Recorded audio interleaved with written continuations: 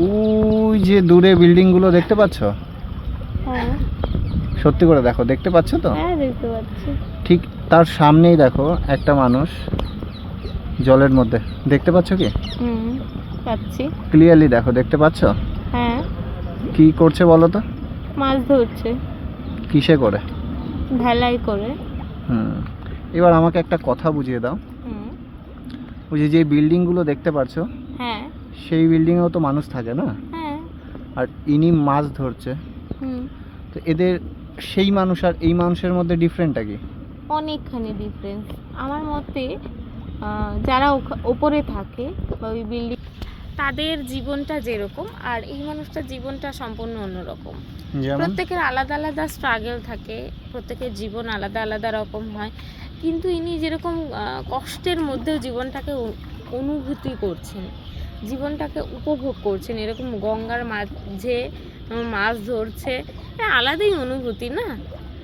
তো সেই রকমভাবে ওই মানুষগুলো হয়তো কখনো পারবে না, সে অনুভূতিটা কখনো পাবে না। তাদেরও আলাদা আলাদা জীবন রয়েছে, আলাদা আলাদা প্রত্যেকের যেরকম বললাম স্ট্রাগল রয়েছে।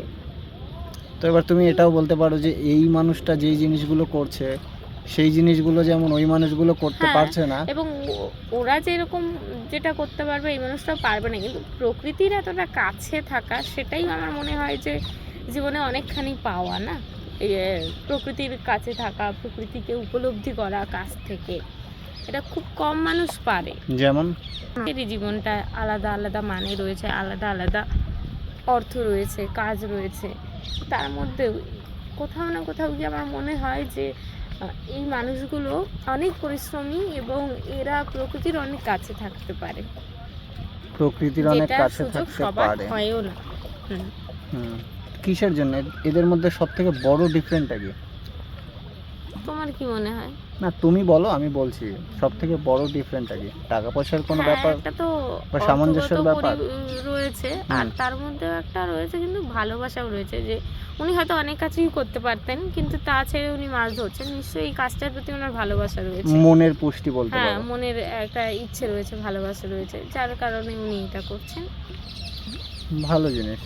হুম তবে একটা জিনিস দেখো, হুম ওই যে বিল্ডিং এর কথাটা বললে না, হুম বিল্ডিং এর ওখানেও মানুষ রয়েছে কিন্তু, হুম ইভেন ওটাও নদীর সামনেই রয়েছে। হুম তো এদের মধ্যে থেকেই দেখো আজকে কিছু মানুষ এমন একটা পরিস্থিতিতে চলে আসলো, সেই রকম বিল্ডিং ক্রিয়েট করে ফেললো, মানে তেমন একটা পরিবেশে চলে গেল। হুম তো সেইখান থেকে কি এইখানে আর ফিরবে? তোমার কি মনে হয়?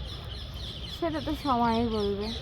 না, তোমার কি মনে হয় ম্যাক্সিমাম না, আমি মানুষ কি এটা করে? নিয়ে কোনো জাজমেন্ট বা আমি এটা জানি না যে কে কি করবে, সেটা যার যার ব্যক্তিগত ব্যাপার।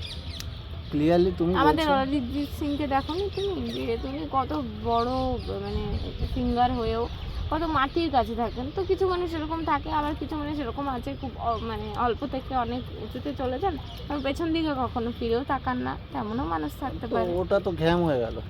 হ্যাঁ, তো মানুষ থাকে না, সব ধরনেরই মানুষ থাকে আমাদের সমাজে। তো